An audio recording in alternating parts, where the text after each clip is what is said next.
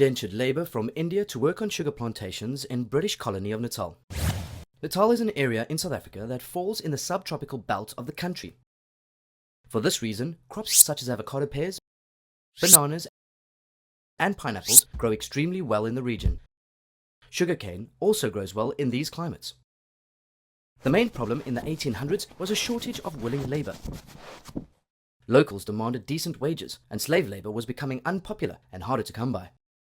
Britain had been using the system of indentured labour for years in many colonies. Indentured labour differed from slavery because the labourers agreed to work. They would be offered a ticket on a boat to a new country with better job prospects. In return, they would agree to work off the fee of the ticket over several years or at a fixed fee. At the time, India was undergoing many changes due to the British occupation. It was getting harder and harder for Indians to make a living in their own country. For this reason, many elected to sign up for indentured servitude in South Africa.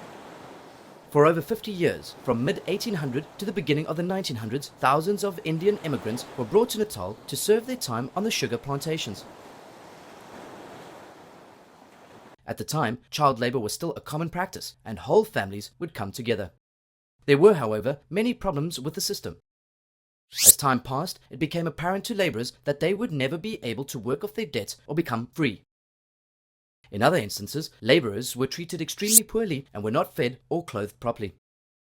Too many people would be squeezed onto the boats to get to the country, and many would die of exposure, thirst, or sheer exhaustion.